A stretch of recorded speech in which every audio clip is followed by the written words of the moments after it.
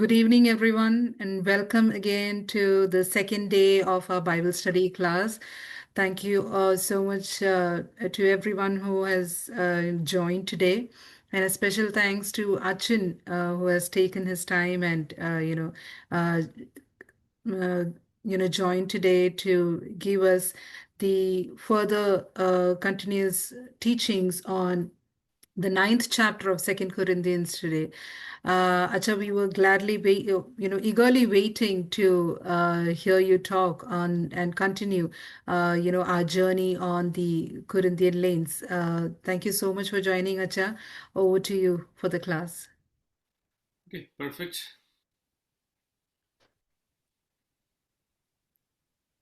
Okay, good. കഴിയുന്നത്രയും ആളുകൾ ദയവായിട്ട് നിങ്ങളുടെ ക്യാമറ ഓൺ ചെയ്തോട്ടെ, അല്ലെങ്കിൽ അത് വൃത്തിയായിരിക്കും.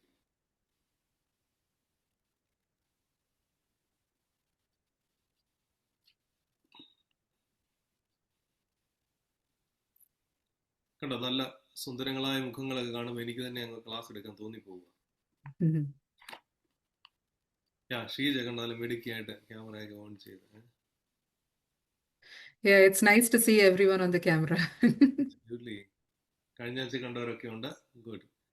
കുറെ പേരൊക്കെ കഴിഞ്ഞ ആഴ്ചത്തെ ക്ലാസ്സിൽ 100 പേര് വന്നിട്ടുണ്ടായിരുന്നു. അപ്പോൾ അത് കഴിഞ്ഞപ്പോഴത്തേന് നമ്മുടെ ഒരാൾ എന്നോട് പറഞ്ഞു, വെച്ചാൽ ആദ്യത്തെ ക്ലാസ്സിൽ ഇത് കൊള്ളാമെന്ന് അറിയാൻ വേണ്ടി വരുന്ന ഒരു 50 പേര് കാണുമായിരിക്കും, ബാക്കി 50 പേര് അടുത്ത ആഴ്ച വരുമെന്ന് പറഞ്ഞു. ഏകദേശം ശരിയായിട്ടുണ്ട്. നമുക്ക് തമാശ കളഞ്ഞ ക്ലാസ്സിലേക്ക് ആരംഭിച്ചാലോ? Sure. Okay, Yes. those who can turn the camera on please. നമുക്ക് ആരംഭിക്കാം. ഓക്കെ, ആരാണ് വേദപുസ്തകം വായിക്കാൻ പോകുന്നത്? ഇംഗ്ലീഷ് ആണെങ്കിൽ ഞാൻ വായിക്കാം, മലയാളം ആണെങ്കിൽ ആരെങ്കിലും നമ്മൾ വായിച്ചാലും. മലയാളമാണോ ഇംഗ്ലീഷാണോ വായിക്കുന്നത്? മലയാളം. മലയാളം. മലയാളത്തിലാണോ പഠിക്കുന്നത്? അങ്ങനെയാണെങ്കിൽ മലയാളം വായിക്കണം. ഞാൻ വായിക്കാം. പ്ലീസ്. ഞാൻ വായിക്കാം. വായിച്ചോ. ഏതാ വായിക്കുന്നേ? 9ാം ചാപ്റ്റർ, 9th. ഓക്കെ. എത്ര മുഴുവൻ വായിക്കണോ? മുഴുവൻ വായിക്കണ്ട, 1 തൊട്ട് 4 വരെയുള്ള ഭാഗങ്ങൾ വായിക്കാം. ഓക്കെ. വിശുദ്ധന്മാർക്ക് വേണ്ടി നടത്തുന്ന ദ്രവ്യശേഖരത്തെക്കുറിച്ച് നിങ്ങൾക്ക് എഴുതേണ്ട ആവശ്യമില്ലല്ലോ. കഴിഞ്ഞ ആണ്ട് മുതൽ അഖായ ഒരുങ്ങിയിരിക്കുന്നു എന്ന് ഞാൻ നിങ്ങളെക്കുറിച്ച് മക്കദോന്യരോട് പ്രശംസിച്ചു വരുന്നു. നിങ്ങളുടെ മനസ്സൊരുക്കം ഞാൻ അറിയുന്നു. നിങ്ങളുടെ ശുഷ്കാന്തി മിക്കവർക്കും ഉത്സാഹ കാരണമായി തീർന്നിരിക്കുന്നു. നിങ്ങളെക്കുറിച്ച് ഞങ്ങൾ പറയുന്ന പ്രശംസ ഈ കാര്യത്തിൽ വ്യർത്ഥമാകാതെ ഞാൻ പറഞ്ഞതുപോലെ നിങ്ങൾ ഒരുങ്ങിയിരിക്കേണ്ടതിന് തന്നെയാണ് ഞാൻ സഹോദരന്മാരെ അയച്ചത്. അല്ലെങ്കിൽ പക്ഷേ മക്കദോന്യർ എന്നോടുകൂടെ വരികയും നിങ്ങളെ ഒരുങ്ങാത്തവരായി കാണുകയും ചെയ്താൽ നിങ്ങൾ എന്നല്ല ഞങ്ങൾ തന്നെ ഈ അതിധൈര്യ നിമിത്തം ലജ്ജിച്ചു പോകുമല്ലോ.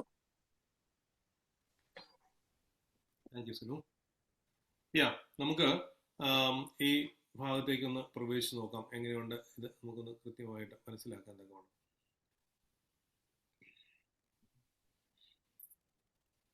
ഒന്നാമത്തെ കാര്യം, ഇത് വീണ്ടും കളക്ഷനെ കുറിച്ച് പറയുക. ശ്രദ്ധിച്ചു കാണുമല്ലോ അല്ലെ? കളക്ഷൻ ആണ് ഇവിടെ പ്രധാനപ്പെട്ട വിഷയം. വീണ്ടും കഴിഞ്ഞ ആഴ്ചയിൽ നമ്മൾ കളക്ഷനെ കുറിച്ച് പറഞ്ഞു, കളക്ഷൻ എടുക്കേണ്ടതിന്റെ ആവശ്യകതയെ കുറിച്ച് പറഞ്ഞു, എങ്ങനെയാണ് കളക്ഷൻ നടത്തേണ്ടത് എന്നുള്ളതിനെ കുറിച്ച് പറഞ്ഞു, കളക്ഷൻ എടുക്കുന്നവരുടെ അവരുടെ ഒരു ധാർമ്മിക നിലവാരത്തെ കുറിച്ച് പറഞ്ഞു, ഇതെല്ലാം പറഞ്ഞു. കളക്ഷൻ എടുക്കുന്ന ആളുകളെ എങ്ങനെ കുറ്റമില്ലാത്തവരായിട്ട് വേണം ആ കളക്ഷൻ ചെയ്യാൻ എന്നുള്ളത് പറഞ്ഞു. ഇന്ന് വീണ്ടും കളക്ഷനെ കുറിച്ച് പറയാം. അപ്പൊ അതിനെക്കുറിച്ച് പഠിക്കുന്ന ഉടനെ ഈ നിങ്ങൾക്കറിയാലോ അല്ലെ, ഒരു പുസ്തകം എഴുതുന്നത് ഒരു ദിവസം രാവിലെ എഴുന്നേറ്റിരുന്ന 1 മുതൽ അവസാനം വരെ എഴുതി വെക്കുകയാണോ? അങ്ങനെയാണോ ചിന്തിച്ചേക്കുന്നേ? ഒരു നോവൽ എഴുതുന്നു, ഉദാഹരണത്തിന് പെരുമ്പടവം ശ്രീധരൻ ഒരു സങ്കീർത്തനം പോലെ എന്ന് പറഞ്ഞൊരു നോവൽ എഴുതിയിട്ടുണ്ട്. അത് ദസ്തയേവ്സ്കിയുടെ നോവലിനെ അടിസ്ഥാനപ്പെടുത്തിയിട്ട് എഴുതിയിട്ടുള്ള ഒരു നോവലാണ്. അതിനകത്ത് ഒരുപാട് ക്രൈസ്തവ എലിമെന്റ്സ് ഒക്കെ ഉണ്ട്. വായിച്ചിട്ടില്ലെങ്കിൽ വായിച്ചു നോക്കണം കേട്ടോ. നല്ലൊരു പുസ്തകമാണ്. ക്രൈസ്തവ എലിമെന്റ്സ് ഒക്കെ ഒരുപാടുള്ള ഒരു നല്ല നോവലാണ്.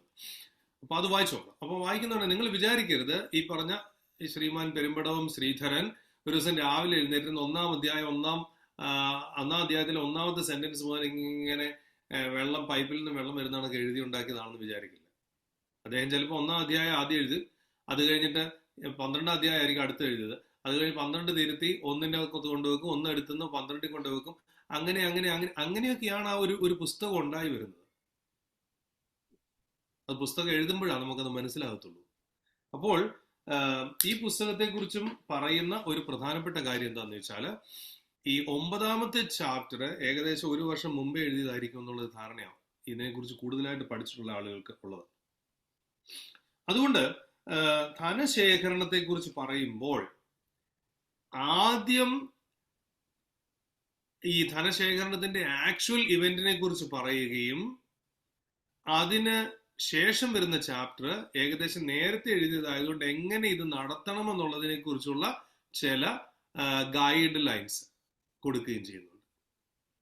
ഇത് നമ്മൾ തിരിച്ചറിഞ്ഞാൽ മാത്രമേ 9-ാം ചാപ്റ്ററിന്റെ റിയൽ സെൻസിലേക്ക് നമുക്ക് ഇറങ്ങാൻ ഒക്കുള്ളൂ. Is it clear? ഇത് മനസ്സിലിരിക്കണം, എങ്കിലേ ഇനി നമുക്ക് അടുത്ത് പറയാൻ ഒക്കത്തുള്ളൂ. അത് ക്ലിയർ ആണെങ്കിൽ ഞാൻ അടുത്തതിലേക്ക് പോകാം.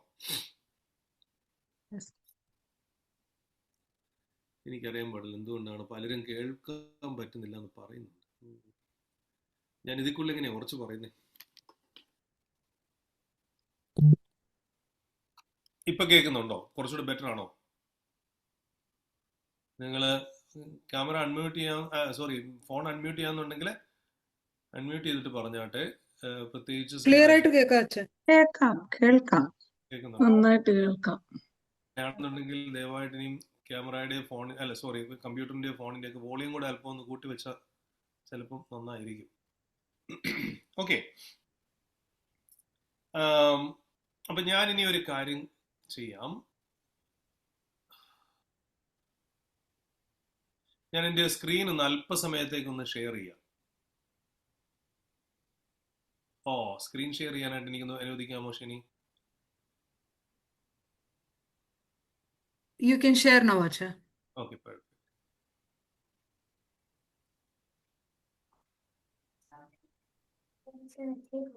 So can you do it for me? So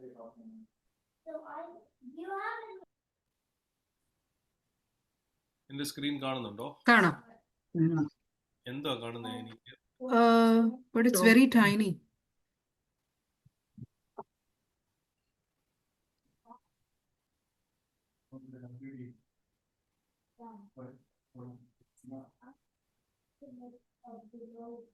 okay, ഞാൻ ഒന്നുകൂടെ ശ്രമിക്കാം.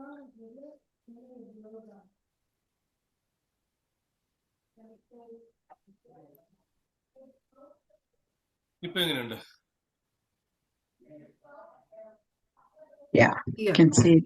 മാപ്പ് കാണാം. ഇതാണ് റോമൻ പ്രോവിൻസസിന്റെ മാപ്പാണ്. ഓക്കെ, ഇത് കണ്ടോ? ഇതാണ് കോരിന്ത്. ഇവിടെ കണ്ടോ കോരിന്ത്. ഇത് എഫേസൂസ്. ഇതാണ് മാസഡോണിയ. ഇത് കാണുന്നുണ്ടോ? എന്റെ കാണാം. ഇതാണ് മാസഡോണിയ. ഇതാണ് അഖായ എന്ന് വിളിക്കുന്ന ഏരിയയാണ് ഈ കാണുന്ന മുഴുവനും. ഇവിടെ ഈ പ്രദേശം മുഴുവനും കാണുന്നതാണ് അഖായ. ഇതാണ് ഇറ്റലി, സിസിലി എന്നൊക്കെ പറയുന്ന, മാൾട്ട എന്നൊക്കെ പറയുന്ന ഇങ്ങോട്ടും ഇവിടേക്ക് വരുമ്പോഴത്തേനാണ് മാൾട്ട, സിസിലി, ഇറ്റലി എന്ന് പറയുന്നത് ഇവിടെ. ഡാൽമാറ്റിയ എന്ന് പണ്ട് പറഞ്ഞിരുന്ന. ഓക്കെ, അപ്പം ഇതാണ് ഡാന്യൂബ് റിവർ, ഓസ്ട്രിയ, അവിടെ എല്ലാം കൂടെ ഇങ്ങോട്ട് വരുന്ന. പിന്നെ ഈ ത്രേസ്യ, ത്രോവാസ് എന്ന വേദപുസ്തകത്തിൽ എഴുതിയിരിക്കുന്ന സ്ഥലമുണ്ടല്ലോ, ഞങ്ങൾ ത്രോവാസിലേക്ക് കപ്പലോടി എന്നൊക്കെ പറഞ്ഞ പൗലോസ് പറയുന്നില്ലേ, അതാണ് ഈ കാണുന്ന സ്ഥലം. ഈ ഏഷ്യ എന്ന് പറയുന്ന, ഇവിടെ ടർക്കി എന്ന് പറയുന്നതൊക്കെ ഇങ്ങോട്ടും ഇവിടേക്ക് വരുമ്പോഴത്തേന് ഇത് എഫേസൂസ്, ഇത് വെസ്റ്റേൺ ടർക്കിയാണ്. ഈ വഴി, ഈ നദിയുടെ പേരാണ് ഏജിയൻ സി. ഏജിയൻ സി, ഇപ്പുറത്ത് ഏഡ്രിയാറ്റിക് സി. ഇതിലെ ഇങ്ങനെ സ്ലോവേക്കിയ അങ്ങോട്ടുള്ളതൊക്കെ വഴിയിലേക്കൊക്കെ കയറുന്നത് ഇങ്ങനെയാണ്, ഇങ്ങോട്ടാണ്. അപ്പം ഇതാണ് ഈ ഏരിയയുടെ ഒരു ധാരണ. അപ്പം പൗലോസ് ഇപ്പം ഇരുന്ന് എഴുത്തെഴുതിക്കൊണ്ടിരിക്കുന്നത് മക്കദോനിയയില, മാസഡോണിയയില, ഇവിടെ ഇരുന്നാണ് എഴുതുന്നത്. തെസലോനിക്കാർക്ക് എഴുതിയ ലേഖനം എന്നുള്ളത് ഓർക്കുന്നുണ്ടല്ലോ അല്ലെ? ഇവിടെ ഉള്ളവർക്ക് എഴുതിയാണ് തെസലോനിക്കർക്കുള്ള ലേഖനം. അപ്പം ഇപ്പം മക്കദോനിയയിൽ എവിടെയോ ഇരുന്നാണ് ഇത് എഴുതുന്നത്. ആർക്കാണ് എഴുതുന്നത്? ഈ കോരിന്തിലുള്ളവർക്ക് വേണ്ടിയിട്ടാണ്. അപ്പൊ ഈ കോരിന്തിൽ ഇങ്ങനെ യാത്ര ചെയ്യുന്നത്, താഴെ കൂടി ഇങ്ങനെ യാത്ര ചെയ്യുന്ന അല്പം റിസ്ക് ആയതുകൊണ്ട് ഈ ഒരു ഇസ്തമസിൽ കൂടിയാണ് പലപ്പോഴും ആളുകൾ പൊക്കോണ്ടിരുന്നത്. ഇസ്തമസ് എന്ന് പറഞ്ഞറിയാമല്ലോ, കടലെടുക്കുന്ന മലയാളത്തിൽ പറയും. ഈ ഇസ്തമസിൽ കൂടിയാണ് ആളുകൾ പൊക്കോണ്ടിരുന്നത്. അപ്പം ഈ കോരിന്തിന്റെ ഒരു പ്രത്യേകത എന്താന്ന് വെച്ചാല്, കോരിന്തിന് ഇവിടെയാണ് കോരിന്ത് എന്ന് പറഞ്ഞ സിറ്റി. അപ്പൊ സതേൺ ഗ്രീസും നോർത്തേൺ ഗ്രീസും തമ്മിൽ ബന്ധിപ്പിക്കുന്ന സ്ഥലമാണ് കോരിന്ത്. അപ്പൊ കോരിന്തിൽ കൂടെ പോകാനൊക്കെ തോന്നുന്നു. ഞാനൊരു കാര്യം, ഇനിയിപ്പോ ഞാൻ ഷെയറിങ് നിർത്താം. നിങ്ങൾ ഇനി ബാക്കി ഇപ്പൊ ഈ മാപ്പ് പിടികിട്ടില്ലോ അല്ലേ?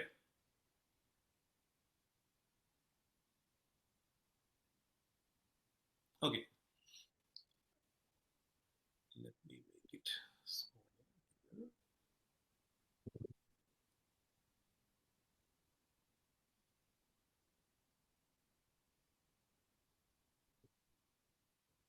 Okay, perfect.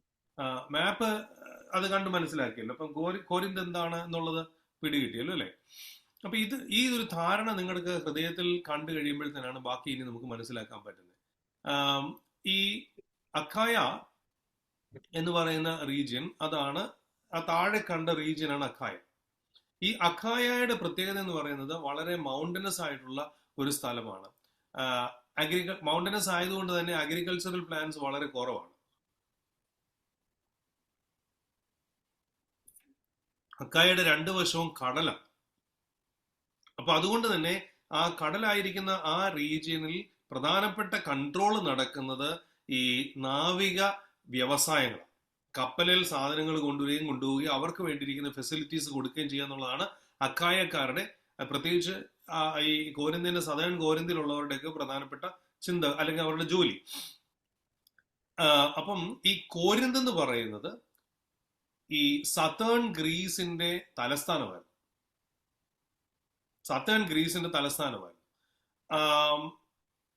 കൾച്ചറലി വളരെ ഹെലനിസ്റ്റിക് ആയിട്ടുള്ള ഒരു സിറ്റി ആയിരുന്നു കോരിന്ത്. വളരെ ഹെലനിസ്റ്റിക് എന്ന് പറഞ്ഞാല് ഈ ട്രോയിലെ രാജ്ഞി ഹെലൻ എന്ന് കേട്ടിട്ടുണ്ടല്ലോ, അതല്ല ശരിക്കും എലനീക്കി എന്ന്. ഇപ്പോഴും ഗ്രീസിന്റെ ഗ്രീക്കുകാർ ഗ്രീസിനെ വിളിക്കുന്ന പേരാണെന്ന് അറിയാമോ? ഗ്രീസിൽ ചെന്നിട്ട് ഗ്രീക്കുകാർ അവരുടെ രാജ്യത്തെ, നമ്മൾ ഇന്ത്യ ഭാരതം എന്നല്ലേ നമ്മൾ പറയാ. ഇന്ത്യയിൽ ചെന്നിട്ട് നമ്മൾ ഇന്ത്യ എന്ന് പറയുന്നതിനേക്കാളും കൂടുതൽ ഭാരതം എന്ന് പറയുന്ന പോലെ ഗ്രീക്കുകാർ ഗ്രീസിനെ വിളിക്കുന്ന പേരാണ് എലനീക്കി. ഗ്രീസിൽ നിന്നുള്ള ഈ സ്റ്റാമ്പുകൾ നിങ്ങൾ എടുത്ത് നോക്കി അവർ എഴുതിയിരിക്കുന്ന എലനീക്കി എന്ന് എഴുതിയിരിക്കുന്നത്. അതായത് ആദ്യ മനുഷ്യനെയാണ് ഹെലൻ എന്ന് വിളിച്ചത്, അല്ലാതെ റോയിലെ രാജ്ഞിയുടെ പേരല്ല ശരിക്കും ഈ ഹെലനിസ്റ്റിക് എന്നൊക്കെ പേര് വരാൻ കാര്യം. ഇനി കോരിന്തിന്റെ ഒരു പ്രത്യേകത നേരത്തെ പറഞ്ഞല്ലോ, അത് വളരെ അവരുടെ ഒരു കൺട്രോളിങ് പിവട്ടൽ സിറ്റി ആയിരുന്നു കോരിന്ത്. അടുത്തൊരു പ്രധാനപ്പെട്ട സംഗതി എന്ന് പറഞ്ഞു കഴിഞ്ഞാല്, ഞാൻ നേരത്തെ പറഞ്ഞില്ലേ, ഈ കപ്പൽ ഛേദം ഉണ്ടാകാതിരിക്കാൻ വേണ്ടി കപ്പല് ഈ ഇസ്തമസിനകത്തോടെ, കടലിടുക്കിനകത്തോടെ കയറ്റിവിടും.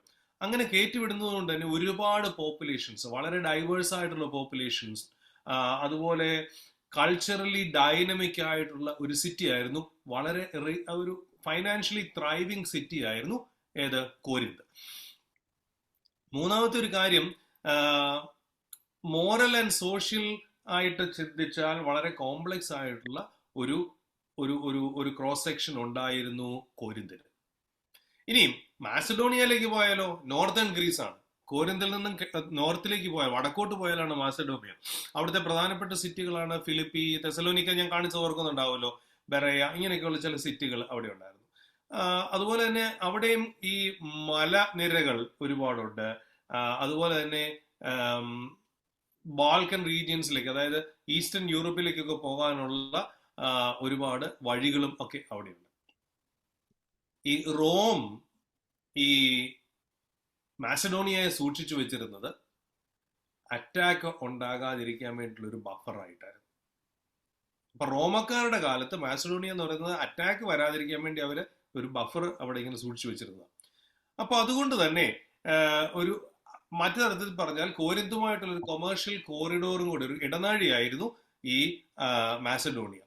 അപ്പൊ ഇത്രയൊക്കെ കൊണ്ട് മാസഡോണിയക്കാരും കോരിന്ത്യരും ഫൈനാൻഷ്യലി വെൽ ഓഫ് പീപ്പിൾ ആയിരുന്നു. സാമ്പത്തികമായിട്ട് കുറച്ചുകൂടെ ശക്തി ഉണ്ടായിരുന്ന കൂട്ടരായിരുന്നു മാസഡോണിയക്കാരും കോരിന്ത്യരും.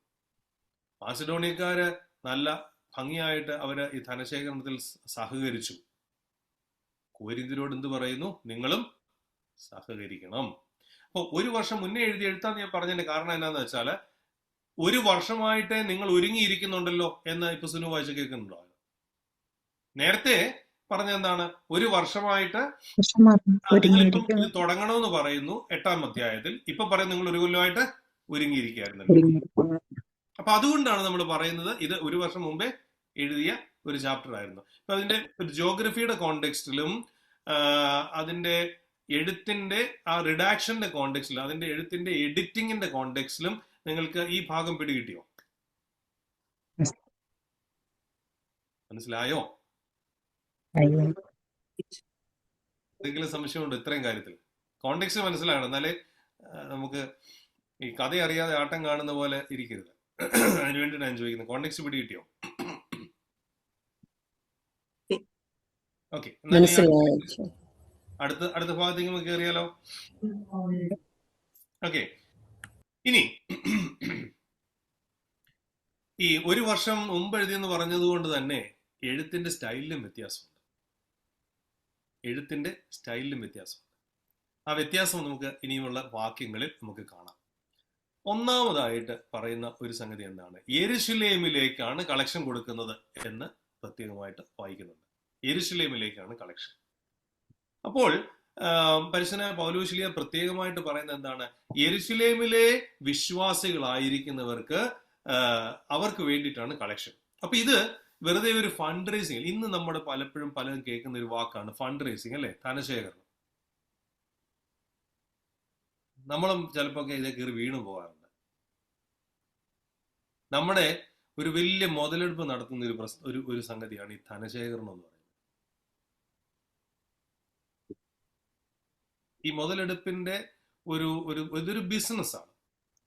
ഈ കഴിഞ്ഞ ദിവസം വാർത്ത വായിച്ചത് ഒരു സംഗതി ഞാൻ പറയട്ടെ. ഒരു വളരെ ഒരു പൊടി കുഞ്ഞ് കഴിഞ്ഞ ദിവസം തിരുവല്ലയിൽ റോഡ് ആക്സിഡന്റിൽ മരിച്ചുപോയ ആ കുഞ്ഞിന്റെ അവയവങ്ങളൊക്കെ ദാനം ചെയ്തു. നിങ്ങൾ ആ വാർത്ത വായിച്ചല്ലോ, അല്ലേ? വായിച്ചു. അതിനെക്കുറിച്ചുള്ള പത്ര കട്ടിങ് എനിക്ക് എൻ്റെ ഒരു സുഹൃത്ത് അയച്ചു, മല്ലപ്പള്ളിക്കാരൻ ഒരു സുഹൃത്ത് എനിക്ക് അയച്ചത്. അപ്പൊ അതിനകത്ത് എഴുതിയിട്ടുണ്ട്, ഈ കുഞ്ഞിന്റെ പിതാവിന്റെ സുഹൃത്തിന്റെ വീട്ടിൽ കുറച്ചു പേര് ചെന്നു ഈ കുഞ്ഞിന് വേണ്ടിയിട്ട് പിരിവെടുത്തു. അവരുടെ വീട്ടുകാർക്ക് വലിയ ഞെരുക്ക, അതുകൊണ്ട് പിരിക്കാനാണെന്ന് പറഞ്ഞു. അപ്പൊ ഈ പുള്ളി, നിങ്ങളൊന്ന് ആലോചിച്ച് നോക്കണം, പലപ്പോഴും ഇതുപോലത്തെ എഴുത്തുകൾ വരുമ്പോൾ നിങ്ങൾ എല്ലാവരും അലുത്തു, ഇല്ലേ? വാട്സാപ്പിൽ കിഡ്നി വയ്യ, കരള് വയ്യ, ലിവർ വയ്യ എന്നൊക്കെ പറഞ്ഞ് എഴുത്ത് വന്നു കഴിയുമ്പോഴത്തേക്ക് നിങ്ങളൊക്കെ അലുക്കും. ഇതൊക്കെ ശരിയാണോ തെറ്റാണോ നിങ്ങൾ തിരക്കാറുണ്ടോ? അന്വേഷിക്കാറുണ്ടോ?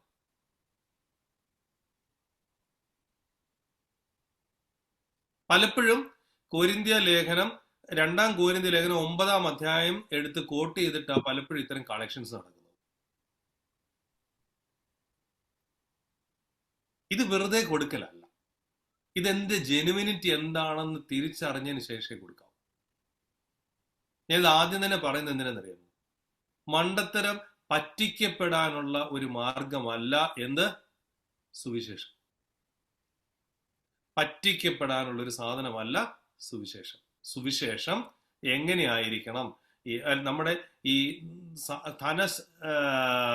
ധനശേഖരണത്തിലുള്ള പാർട്ടിസിപ്പേഷൻ എങ്ങനെയായിരിക്കണം എന്നുള്ള കൃത്യമായ രൂപരേഖയാണ് ഇവിടെ പറയുന്നത്. ഇത് ഒരു കൗദാശികമായ പ്രവൃത്തിയാണ്. ഞാൻ അടിവരെ ഒന്നോട്ട് പറയട്ടെ, ധനശേഖരണം എന്ന് പറയുന്നത് എന്താണ്? കൗദാശികമാണ്, കൂദാശപരമാണ്. അപ്പൊ അതെങ്ങനെയാണ് എന്ന് നമുക്ക് നോക്കാം.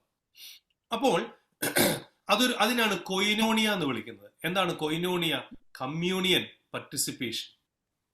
നമ്മള് യെരുശലേമിലുള്ള മനുഷ്യർക്ക് ഞെരുക്കമായിരിക്കുന്നത് കൊണ്ട് അവരോട് നമ്മൾ കൗദാശികമായി പങ്കുചേരുന്നു. ദൈവികമായൊരു പങ്കാളിത്തം അവിടെ ഉണ്ടാക്കാൻ നമ്മൾ ശ്രമിക്കുന്നു. അതായി പറയുന്നതിന്റെ അർത്ഥം. ദൈവികമായ പങ്കാളിത്തം, അവരുടെ ജീവിതത്തിലുള്ള പങ്കാളിത്തം. അപ്പൊ അതെന്താണ്? അത് ഉള്ളവനും ഇല്ലാത്തവനും എന്നുള്ള ഒരു വ്യത്യാസമല്ല. വേറൊരു രീതിയിൽ അതിനെടുക്കേണ്ടത്. ആ രീതി എന്താണ്? അപ്പൊ ആ വാക്ക് നിങ്ങൾ ഓർക്കണം. കൊയിനോണിയ അഥവാ കമ്മ്യൂണിയൻ അഥവാ പാർട്ടിസിപ്പേഷൻ സഭകളിൽ മുഴുവനും കൂടെ നമ്മൾ പാർട്ടിസിപ്പേറ്റ് ചെയ്ത് വലത്ത് കൈക്ക് ഒരു ബുദ്ധിമുട്ട് വന്നാൽ ഇടത്ത് കൈ കൊണ്ട് തൂക്കുകയില്ലേ? ഞാൻ നല്ലൊരു ഉദാഹരണം പറയാം. നിങ്ങൾ നിങ്ങളെല്ലാവരും വീട്ടിൽ അങ്ങോട്ടും ഇങ്ങോട്ടും നടക്കുകയും ജോലി എടുക്കുകയൊക്കെ ചെയ്യുന്ന മനുഷ്യരാണല്ലോ അല്ലേ? നിങ്ങളുടെ കാല് സ്റ്റൂളിന്റെയോ അല്ലെങ്കിൽ കസേരയുടെയോ അടി തട്ടിയിട്ടുണ്ടോ? കാലിന്റെ പേരില് ഉണ്ടോ? അന്നേരം എന്താ ചെയ്യുന്നത്? ആദ്യം ചെയ്യുന്ന പണിയല്ല, കാലിന്റെ പേരില് ഞാൻ എൻ്റെ ഭാര്യയോട് ഇടയ്ക്ക് പറയാറുണ്ട്, കസേരയ്ക്ക് ഇട്ട് തൊഴിച്ച് വെച്ച് നിൽക്കുകയല്ലേ എന്ന് ചോദിക്കാറുണ്ട്. അപ്പം അന്നേരം എൻ്റെ ഭാര്യ എന്നെ കൃത്യച്ചൊക്കെ ഒന്ന് നോക്കി കഴിഞ്ഞാൽ ആദ്യം ചെയ്യുന്ന പരിപാടി എന്താന്ന് കറക്റ്റായിട്ട് നിങ്ങൾക്ക് പറയാമോ? ഒന്ന് തൊടും. കറക്റ്റ്. കൈ കൊണ്ട് തൊട്ട് കാലിന്റെ വിരലിൽ തൊടും ഇല്ലേ? അതോ എന്റെ മാപ്പിള വന്ന് തൂക്കട്ടെ അല്ലെങ്കിൽ എന്റെ മകള് വന്ന് തൂക്കട്ടെ അതുവരത്തേക്ക് ഞാൻ വേദനിച്ച് നിൽക്കാം, അങ്ങനെയാണോ? നമ്മൾ കൈ കൊണ്ട് കാലെ തൊടും ഇല്ലേ? ശരീരം ഒന്നായതുകൊണ്ടാണ് അത് ചെയ്യുന്നത്. കൈക്ക് കാല് താഴെ ഇരിക്കുന്നല്ലേ, നീ അവിടെ ഇരുന്നോ, നിന്നെ ഞാൻ നോക്കുന്നില്ല എന്ന് കൈക്ക് പറയാൻ ഒക്കുമോ? പറ്റില്ല. സിമിലർ ആണ് ഈ ഈ ഈ ധനശേഖരണം മൂലം സഹായിക്കാൻ ശ്രമിക്കുന്നത്. എന്തുകൊണ്ടാണ് ഹെൽപ്പ് ചെയ്യുന്നത്? ഒറ്റ ശരീരമായതുകൊണ്ടാണ്. ആ ശരീരത്തിന്റെ തല ആരാണ്? തല ക്രിസ്തു, ബാക്കി ശരീരം മുഴുവൻ. കണ്ണായാൽ ശ്രവണം എവിടെയെന്ന് പൗലോസ്ലീഹ ചോദിക്കും. ഇതേ കൺസെപ്റ്റ് തന്നെയാണ് ഇവിടെയും എഴുതുന്നത്. മനസ്സിലാവുന്നുണ്ടോ? പൗലോസ്ലീഹയുടെ ചിന്ത എവിടെ എത്ര നോക്കിയാലും ഇതേ സെയിം ചിന്ത തന്നെയാണ്. പിടികിട്ടുന്നുണ്ടോ? അപ്പൊ അതാണ് കൊയിനോനിയ. ഇനി ഈ കൊടുക്കൽ എന്ന് പറയുന്നത് അത് നിർബന്ധിച്ചിട്ടല്ല, വോളണ്ടറിയാണ്. വോളണ്ടാർ എന്ന് പറയുന്ന ലാറ്റിൻ വാക്കിൽ നിന്ന് വരുന്ന സാധനമാണ് ഈ വോളണ്ടറി എന്ന് പറഞ്ഞാൽ ആരാണ് അവിടെ തീരുമാനിക്കുന്നത്? വോളണ്ടറി എന്ന് പറയുന്നത്, വോളണ്ടിയറിങ് എന്നൊക്കെ പറയത്തില്ലേ, ആരാണ് തീരുമാനിക്കുന്നത്? അവനവൻ തന്നെയാ തീരുമാനിക്കുന്നത്. ഓക്കെ, എന്റെ തീരുമാനത്തെ ഒരു വിധത്തിലും വേറൊരാൾ സ്വാധീനിക്കാൻ പാടില്ല. എന്റെ തീരുമാനത്തെ വേറൊരാൾ ഒരിക്കലും സ്വാധീനിക്കാൻ പാടില്ല. ഒരാൾ എന്നോട് പറയാം ഇവിടെ സഹായം ആവശ്യമുണ്ട് എന്ന് പറയാം, അത് കഴിഞ്ഞ് കൊടുക്കണോ വേണ്ട എന്ന് തീരുമാനിക്കുന്ന ആരാണ്? പക്ഷെ ഞാൻ തീരുമാനിക്കുന്നതിന്റെ പിന്നിലെ കാര്യം എന്താണ്? എനിക്ക് അവിടെ അവരോട് പാർട്ടിസിപ്പേറ്റ് ചെയ്യണമെന്നുള്ള താല്പര്യം എന്റെ അകത്ത് വരുന്നത് അടുത്ത വാക്ക് എന്താണ്? ഏക ശരീരമായതുകൊണ്ടാണ്. അപ്പോൾ അവനവൻ ഹൃദയത്തിൽ ചിന്തിക്കുന്നത് എന്താണോ അതിനനുസരിച്ച് വേണം കൊടുക്കാൻ. അപ്പോൾ ഇവിടെ മക്കതോന്യരിൽ നിന്നും ധനശേഖരണത്തിനുള്ള താല്പര്യം വളരെ ശക്തമായിട്ട് മക്കതോന്യരിലുണ്ട്. അതുകൊണ്ട് വളരെ ശക്തമായിട്ട് അവരെ ഈ ധനശേഖരണത്തിൽ പങ്കുചേരണം. 1 മുതൽ 5 വരെയുള്ള വാക്യങ്ങൾ വീണ്ടും 1 മുതൽ 4 വരെയുള്ള വാക്യങ്ങളിൽ വീണ്ടും ഈ ദാനം ചെയ്യുന്നതിനെ കുറിച്ച് പറയുന്നുണ്ട്. ഇതൊരു ചുമതല എന്നുള്ള വിധത്തിലല്ല ചെയ്യേണ്ടത്. ഇതൊരു കണക്ക് തീർക്കലല്ല. പലപ്പോഴും ആളുകൾ പറയുന്ന ഒരു സംഗതി തന്നെ, നിനക്ക് ഇത്രയും കിട്ടി അതുകൊണ്ട് നീ കൊടുക്കണം. കുറച്ചാൾ മുമ്പേ ഞങ്ങളുടെ ഒരു എൻ്റെ ബന്ധുവായിരിക്കുന്ന ഒരു ആളോട്, ന്യൂയോർക്കിലുള്ള ഒരാളോട് പറഞ്ഞു, ചേച്ചിക്ക് ഒരു മാസം 3 ലക്ഷം രൂപ ശമ്പളമില്ലേ, അതുകൊണ്ട് ചേച്ചി ഒരു 1 ലക്ഷം രൂപ എനിക്ക് തരണം. ചേച്ചി കുറച്ചു നേരം ആലോചിച്ച് പറഞ്ഞു, എൻ്റെ പൊന്നു മോളെ, എനിക്ക് ഒരു മാസം എൻ്റെ വീടിൻ്റെ വാടക മോർഗേജ് കൊടുക്കാൻ എനിക്ക് 2 ലക്ഷം രൂപ വേണം, നീ തരുമോ? ഇത്തരം മാനിപ്പുലേഷൻസ് ഒരുപാടുണ്ട്. അങ്ങനല്ല, നമ്മൾ മനസ്സോടെ ആണ് കൊടുക്കുന്നത്. രണ്ടാമത്തെ കാര്യം, കൊടുക്കാനുള്ള രണ്ടാമത്തെ ഒരു താല്പര്യം ഹൃദയ സംതൃപ്തിക്ക് വേണ്ടിയിട്ട്, സ്വന്തം സംതൃപ്തിക്ക് വേണ്ടിയിട്ട് വേണ്ടി കൊടുക്കുന്ന മനുഷ്യരുണ്ട്. ഞാൻ വലിയ വിശുദ്ധിയാണ് എന്ന് കാണിക്കാൻ വേണ്ടിയിട്ട് കൊടുക്കുന്നവരുണ്ട്. ഞാൻ 10% തീർച്ചയായിട്ടും കൊടുത്തിരിക്കും എന്ന് മറ്റുള്ളവരോട് പറയാൻ വേണ്ടി കൊടുക്കുന്ന ആളുകളെ കണ്ടിട്ടുണ്ട്. ഈ 10% എന്ന് പറയുന്നതോ അല്ലെ എന്ത് കൊടുത്താലും അത് എൻ്റെ സംതൃപ്തിക്ക് വേണ്ടിയിട്ട് കൊടുക്കുന്ന ഒരു സംഗതിയായിട്ടും ആകരുത്. മൂന്നാമത്തെ ഒരു കൂട്ടം ആളുകൾ കൊടുക്കുന്നത് എന്താണ്? പേരിനും പെരുമയ്ക്കും വേണ്ടിയിട്ട് കൊടുക്കും.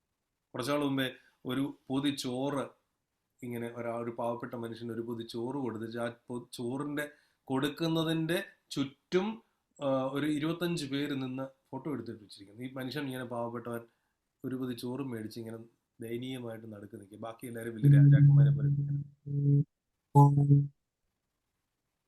വലത്ത് കൈ ചെയ്യുന്നത് വലത്ത് കൈ ഇടത്ത് കൈ തമ്മിൽ അറിയാതിരിക്കുമോ എന്താ സംഭവിക്കുന്നത്? അറിയാതിരിക്കുമോ? പറ്റുമോ? അത്രയ്ക്കൊരു ഒരു ഒരു ഒരു എക്സ്ട്രീം എക്സാമ്പിളാണ് കർത്താവ് പറയുന്നത്. അപ്പോൾ അടുത്ത 4-ാമത്തെ കാര്യം, ഈ കൊടുക്കുക എന്ന് പറയുന്ന ക്രിസ്തുവിന്റെ സ്നേഹത്തിൽ നിന്നും ദാനം ചെയ്യുക. നമ്മൾ ചെയ്യുന്ന ദാനം യേശു ക്രിസ്തുവിന്റെ സ്നേഹത്തിൽ നിന്നും ദാനം, തിരിച്ചെന്തെങ്കിലും പ്രതീക്ഷിച്ചുകൊണ്ടാണ് നമ്മൾ ദാനം ചെയ്യുന്നതെങ്കിൽ, അവിടെ ഞാൻ നേരത്തെ പറഞ്ഞേ, ഞാൻ കൊടുത്തു എന്നുള്ള ഒരു പ്രൈഡിന് വേണ്ടിയിട്ട്, അല്ലെങ്കിൽ സ്വന്തം സംതൃപ്തി കണ്ടെത്താൻ വേണ്ടിയിട്ട്, ഇതെന്റെ ഒരു ചുമതലയായിരുന്നു, ഇതെന്റെ മേലൊരു, എന്റെ തോളന്മേൽ ഇതൊരു ഭാരമായിട്ട് കിടക്കുന്നു, ഇന്നും അങ്ങനെ ഒന്നും വിചാരിച്ച് കൊടുക്കരുത്.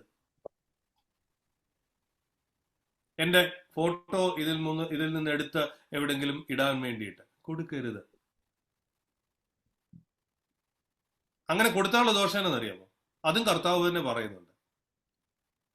നമ്മൾ അങ്ങനെ ചെയ്താൽ ഈ കൊടുക്കുന്നതിന്റെ ഫലം അവിടെ അന്നേരം കിട്ടി. ഇനി നിങ്ങൾക്ക് യാതൊരു വിധമായ കർത്താവ് ഇനി പ്രതിഫലം തരേണ്ട ആവശ്യം ഇല്ല. ഉണ്ടോ? ഇല്ല. ഇനി കൊടുക്കുന്നത് എങ്ങനെ കൊടുക്കണം? അത് അളന്ന് തന്നെ കൊടുക്കണം. അത് അക്കൗണ്ട് ചെയ്യപ്പെടുന്നുണ്ടോന്ന് വിചാരിക്കണം.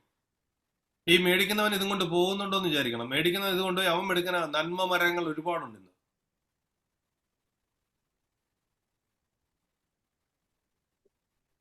ഇത് വെറുതെ കടലിൽ കായം കലക്കുന്ന പോലത്തെ ഒരു പരിപാടി അല്ലിത്. അതുകൊണ്ടാണ് പരിശുദ്ധ പൗലോസ് വേറെ 2 പേരെ കൂടെ തീത്തോസിന്റെ കൂട്ടത്തിൽ അയച്ചത്. Is it clear? 2 പേരെ കൂടിയാ തീത്തോസിന്റെ കൂടെ അയച്ചേക്കുന്നത്. അമേരിക്കൻ ഗവൺമെന്റ് പറയുന്ന ഒരു സംഗതി ഉണ്ടല്ലോ, ചെക്സ് ആൻഡ് ബാലൻസസ് എന്ന് പറയുന്നത്. ഇത് വളരെ ശ്രദ്ധിച്ച് ചെയ്യേണ്ടിയിരിക്കുന്ന ഒരു സംഗതി. ഞാൻ ഇത്ര സമയം എടുത്തതിനെ കുറിച്ച് തന്നെ പറയുന്നതിന്റെ കാരണം എന്താണെന്ന് വെച്ചാൽ ഇങ്ങനെയാണിത്. നമുക്കിനി 5 to 7 വരെയുള്ള വാക്യങ്ങൾ ആരെങ്കിലും ഒന്ന് വായിച്ചോട്ടെ. ആകയാൽ സഹോദരന്മാർ, ഞങ്ങൾക്ക് മുൻപായി അങ്ങോട്ട് വരികയും നിങ്ങൾ മുൻപേ വാഗ്ദത്തം ചെയ്ത അനുഗ്രഹം പിശുക്കായിട്ടല്ല അനുഗ്രഹമായിട്ട് ഒരുങ്ങിയിരിപ്പാൻ തക്കവണ്ണം മുൻപ് കൂട്ടി ഒരുക്കി വെക്കുകയും ചെയ്യേണ്ടതിന് അവരോട് അപേക്ഷിപ്പാൻ ആവശ്യമെന്ന് ഞങ്ങൾക്ക് തോന്നി. എന്നാൽ ലോകമായി വിതയ്ക്കുന്നവൻ ലോകമായി കൊയ്യും, ധാരാളമായി വിതയ്ക്കുന്നവൻ ധാരാളമായി കൊയ്യുമെന്ന് ഓർത്തുകൊള്ളുവിൻ. അവനവൻ ഹൃദയത്തിൽ നിശ്ചയിച്ചതുപോലെ കൊടുക്കട്ടെ, സങ്കടത്തോടെ അരുത്, നിർബന്ധത്താലും അരുത്. സന്തോഷത്തോടെ കൊടുക്കുന്നവനെ ദൈവം സ്നേഹിക്കുന്നു. നിങ്ങൾ സകലത്തിലും എപ്പോഴും പൂർണ്ണ തൃപ്തിയുള്ളവരായി സകല സൽപ്രവൃത്തിയിലും പെരുകി വരുമാറ് നിങ്ങളിൽ സകല കൃപയും പെരുക്കുവാൻ ദൈവം ശക്തനാകുന്നു. അവൻ വാരി വിതറി ദരിദ്രന്മാർക്ക് കൊടുക്കുന്നു, അവന്റെ നീതി എന്നേക്കും നിലനിൽക്കുന്നു. കണ്ടിന്യൂ ചെയ്യാനോ? അവിടം വരെ തന്നെ. ഓക്കെ. അപ്പം നമ്മൾ കൊടുക്കുന്നത് എങ്ങനെയായിരിക്കണം? ഹൃദയത്തിൽ നിശ്ചയിച്ചതുപോലെ കൊടുക്കണം. അപ്പൊ ഈ ഹൃദയത്തിൽ നിശ്ചയിക്കുക എന്ന് പറഞ്ഞ ആദ്യത്തെ, ഇവിടെയാണ് ഞാൻ നേരത്തെ പറഞ്ഞ മാനിപ്പുലേഷൻ എന്ന് പറയുന്ന സംഗതി വരുന്നത്. നമ്മുടെ ഈ വൈകാരികമായി നമ്മളെ പിടിച്ച് മൂവ് ചെയ്ത് കഴിയുമ്പോഴത്തേക്ക് നമുക്ക് തോന്നുന്നു വലിയൊരു സംഭവം കൊടുക്കണം. ഏതൊരു സംഗതി കേട്ടാലും അതിനകത്തെ വൈകാരികത ആദ്യം തന്നെ നമ്മൾ ഈ അരിപ്പ വെച്ച് അരിച്ചു കളയണം. ഇപ്പൊ ഇല്ലാത്തൊരു പരിപാടി ഞാൻ ഓർപ്പിക്കാം. സീനിയർ ആയിട്ടുള്ള ആളുകൾക്ക് ചിലപ്പോൾ ഓർക്കുമായിരിക്കും, ജൂനിയേഴ്സ് ചിലപ്പോൾ ഓർക്കത്തില്ല. ഞാനൊക്കെ ചെറുതായിരുന്ന സമയത്ത് ഞങ്ങളുടെ വീട്ടിൽ ഈ അരി ഇടിക്കുന്ന ഒരു പരിപാടി ഉണ്ടായിരുന്നു. ഒരലിനകത്തേക്ക് അരി ഇങ്ങനെ അമ്മ, ഞാനും പോയി ഇടിച്ചിട്ടൊക്കെ ഉണ്ട് കേട്ടോ. ഇതിന്റെ ഒരു രസം എന്നാന്ന് അറിയാൻ വേണ്ടി 4 ഇടി ഇടിക്കുന്നതോടുകൂടി ഒലക്ക് അമ്മയുടെ കൊടുത്ത് ഞാൻ ഓടുകയും ചെയ്യുമായിരുന്നു. കാരണം ഇത് അത്ര സുഖമില്ലാത്തൊരു പരിപാടിയാണെന്ന് മനസ്സിലായതിനു ശേഷം. ഇത് കാണുമ്പോൾ നല്ല രസമാണ് കേട്ടോ, കാണുന്ന നല്ല രസമാണ്. പ്രത്യേകിച്ച് അമ്മച്ചിമാരൊക്കെ ആണെന്നുണ്ടെങ്കിൽ ഇങ്ങനെ വലത്ത് കൈ ഇടിക്കുന്നു, ഇടത്ത് കൈ ഇടിക്കുന്നു, അങ്ങനെ വളരെ അക്രോബാറ്റിക് ആയിട്ടുള്ള ഇടിയൊക്കെ നടക്കുമായിരുന്നു. അപ്പം അത് തന്നെയല്ല, എൻ്റെ അമ്മച്ചി ഒരു തമാശ പറഞ്ഞാൽ എൻ്റെ അമ്മച്ചി ഇടിക്കുന്നതിന്റെ കൂട്ടത്തിൽ ഒന്ന് ചീറ്റുകയും ചെയ്യുമായിരുന്നു.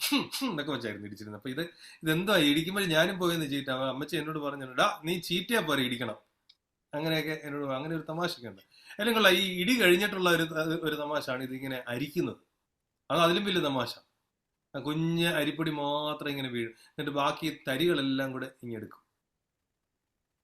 ഞാൻ ഇപ്പൊ എന്തിനാ ഇത് ഉദാഹരണം പറഞ്ഞെന്നറിയാമോ? ഇപ്പം ഈ അരിക്കുന്ന പരിപാടി ടോട്ടലി ഇല്ലാണ്ടായിപ്പോയി. എല്ലാം നമ്മൾ അരിപ്പൊടി മേടിക്കുന്നതാണ്, ഈ അരിക്കുന്ന പരിപാടി ഇല്ലാണ്ടായിപ്പോയി. എന്തിനാ ഉദാഹരണം പറഞ്ഞെന്ന് വെച്ചാൽ, ഏതൊരു ചാരിറ്റിയുടെ അപേക്ഷ വന്നാലും ആദ്യം ചെയ്യേണ്ടത് എന്താണെന്നറിയാമോ? അതിനകത്ത് ഇമോഷണൽ പാർട്ടിനെ നിങ്ങൾ അരിക്കണം. ഇമോഷണൽ പാർട്ടിനെ അരിച്ച് അതങ്ങ് മാറ്റി വെക്കണം. അന്നേരം നിങ്ങൾക്ക് മനസ്സിലായി ഇതിനകത്ത് റിയൽ ആയിട്ട് എവിടം വരെ കൊടുക്കേണ്ടത്. Is it clear? ഹൃദയം തുറന്ന് കൊടുക്കാൻ നാം ബാധ്യസ്ഥരാണ്, പക്ഷേ മാനിപ്പുലേറ്റഡ് ആകരുത്. വ്യക്തമായോ? ഇനി പരിശുദ്ധ പൗലോസിലെ പറയുന്ന ആ വാക്ക പ്രോ ഹൈറേസിസ് എന്ന ആ വാക്ക്, പ്രോ ഹൈറേസിസ്, അതായത് ഡിസിഷൻ, ജനറോസിറ്റി. ഇത് പ്രീ റിസോൾവ് ജനറോസിറ്റിയിൽ വേണം നമ്മൾ ചെയ്യാനായിട്ട്. അത് ഹൃദയത്തിൽ നിന്നുള്ളതായിരിക്കണം. അത് ആന്തരിക സ്വാതന്ത്ര്യത്തിൽ നിന്നുള്ളതായിരിക്കണം, എക്സ്റ്റേണൽ പ്രഷർ കൊണ്ടല്ല. ഒരു മെച്യൂർ ആയിട്ടുള്ള കോൺഷ്യൻസിൽ നിന്നാണ് ഇത് വരേണ്ടത്, അല്ലാതെ ഇമോഷണൽ മാനിപ്പുലേഷനിൽ നിന്നല്ല. അതൊരു കൺവിക്ഷൻ ഡ്രിവൺ ആയിരിക്കും, നമുക്കൊരു വ്യക്തതയിൽ നിന്നുള്ള, ബോധ്യത്തിൽ നിന്നുള്ളതായിരിക്കണം. അല്ലാതെ ഒരു വിധത്തിലും മറ്റാളുകളുടെ മുമ്പിൽ മിടുക്കനാകാനോ മിടുക്കിയാകാനോ വേണ്ടിയിട്ട് ഇത് പാടില്ല. ഞാൻ വീണ്ടും വീണ്ടും സമയം എടുത്തത് പറയുന്നത് വെച്ചാൽ പരിശുദ്ധ പൗലോസിനെ അതാണ് നമ്മളോട് ആവശ്യപ്പെടുന്നത്. ഇനി 6-ാം വാക്യം നിങ്ങളൊന്ന് ശ്രദ്ധിച്ചു നോക്കി. അതിനകത്ത് കൃത്യമായിട്ട് പറയുന്ന ഒരു കാര്യമാണ്, ലോഭമായി വിതയ്ക്കുന്നവൻ ലോഭമായി, ധാരാളമായി വിതയ്ക്കുന്നവൻ ധാരാളമായി. നമ്മുടെ ഈ കളക്ഷൻ വരുന്ന എല്ലാ കളക്ഷന്റെയും വേദപുസ്തകവാക്യം മിക്കവാറും ഇതായിരിക്കും അല്ലേ? അല്ലേ? നിങ്ങളിത് വായിച്ചിട്ടുണ്ടോ? കളക്ഷൻ വരുന്ന പരസ്യത്തിൽ സ്ഥിരമുള്ളൊരു വാക്യം ഇതാ, ലോഭമായി വിതയ്ക്കുന്നവൻ ലോഭമായി കൊയ്യും. ഇതൊരു ഈ കൃഷിയുടെ പശ്ചാത്തലത്തിലുള്ള ഒരു സാധനം കേട്ടോ. ഈ അഗെയിൻ ഞാൻ ഓൾഡ് ടൈമിലേക്ക് പോവാ. നെല്ല് വിതയ്ക്കുമ്പോൾ എങ്ങനെയാ നെല്ല് വിതയ്ക്കുന്നത്? ഒരു കയ്യിൽ ഈ കിളുത്ത നെല്ലിന്റെ ഈ നെല്ലിന്റെ ഈ കിളിപ്പ് ഉള്ള നെല്ലിന് മണി എടുത്തിട്ട് അത് ഇങ്ങനെ വെതറുക ചെയ്യുന്നത്. ആ വെതറുമ്പോൾ ഒരു കൂടുതൽ ഏറിയായിൽ വരണമെന്നും പറഞ്ഞുകൊണ്ട് വെതറിയാൽ അവന് വിളവെടുക്കുമ്പോൾ കുറവേ കിട്ടത്തുള്ളൂ. കുറച്ച് ഏറിയായിൽ വരണമെന്നും പറഞ്ഞുകൊണ്ട് വെതറിയാലോ അതും ശരിയാവില്ല. അത് വെതറുന്നതിനൊരു കണക്കുണ്ട്. അതായത് ഈ നെല്ല് വിതയ്ക്കുന്നതിന് ഒരു കണക്കുണ്ട്. ആ കണക്കിന് അത് വിതയ്ക്കണം. ഇല്ലെങ്കിൽ ഒരുപാട് നെൽച്ചെടികൾ ഇങ്ങനെ ഒരുമിച്ച് നിൽക്കും. അല്ലെങ്കിൽ ഈ നെൽച്ചെടികൾ ഇങ്ങനെ ചില മനുഷ്യരുടെ മീശകളെത്ത് നിൽക്കുന്ന പോലെ അവിടെ ഇവിടെ 2 എണ്ണം വീതം നിൽക്കും. അപ്പൊ അതാണ് ഈ ലോഭമായിട്ട് വിതയ്ക്കുന്നവൻ ലോഭമായി കൊയ്യും. ഇതൊരു അഗ്രികൾച്ചറൽ കോണ്ടെക്സ്റ്റിൽ എന്നാ പറയുന്നത്. എന്തുകൊണ്ടാണ്? കോരിന്തിൽ അല്പമൊക്കെ കൃഷിയുണ്ടെന്ന് ഞാൻ നേരത്തെ പറഞ്ഞു, ഓർക്കുന്നുണ്ടോ? കൃഷിയുടെ കോണ്ടെക്സ്റ്റ് പറഞ്ഞാൽ ആർക്ക് മനസ്സിലാവും? കോരിന്ത്യർക്ക് പിടികിട്ടും. അതുകൊണ്ടാണ്, അതായത് ഒരുത്തരോട് സംസാരിക്കുമ്പോൾ അവരവരുടെ ഏരിയയുമായി ബന്ധപ്പെട്ട രീതിയിൽ വേണം സംസാരിക്കാൻ, അല്ലേ? ആണോ അല്ലയോ? അപ്പം കോരിന്ത്യരോട് പറയാണ് ലോഭമായി വിതയ്ക്കുന്നവൻ ലോഭമായി കൊയ്യും. അപ്പൊ അത് ഒരു അഗ്രികൾച്ചറൽ കോണ്ടെക്സ്റ്റിൽ നിന്നും കൂടിയാ പറയുന്നത്. അപ്പൊ അത് എന്താണ് ഇവിടെ ഇത് ഫൈനാൻഷ്യലായിട്ട് അതിനെ ചുരുക്കരുത്. ഫൈനാൻഷ്യലായിട്ട് പലപ്പോഴും പറയും, നമ്മള് കാശ് ഇറക്കിയാലേ കാശ് കിട്ടുമെന്ന് പറയുന്ന ഒരു സംഗതി ഇല്ലേ? അത് കേട്ടിട്ടുണ്ടല്ലോ അല്ലേ? കാശ് ഇറക്കിയാലേ കാശ് കിട്ടുമെന്ന് പറയുന്നത് ഉണ്ടോ ഇല്ലയോ? നിങ്ങൾ ഇങ്ങനെ മിണ്ടായിരുന്നു. അങ്ങനെ ഇതിന് വെറുതെ ഫൈനാൻഷ്യലായിട്ടല്ല പറയുന്നത്. നിങ്ങൾ ഈ ചെയ്യുന്നത് എന്താണ്? ദൈവം നിങ്ങളോട് ചെയ്ത കരുണയ്ക്ക് നിങ്ങൾ തിരിച്ച് ആർക്കാ ചെയ്യുന്ന? ഇവിടെ ആർക്കാ? ഈ യെരുശലേമിലുള്ളവരെ സഹായിക്കാനായിട്ടാണ് ഇത് ചെയ്യുന്നത്. പക്ഷേ നിങ്ങൾ ശരിക്കും ആരെയാണ് ഹെൽപ്പ് ചെയ്യുന്നത്? ദൈവത്തെ അല്ല, യേശു ക്രിസ്തുവിനെയാ ഹെൽപ്പ് ചെയ്യുന്നത്.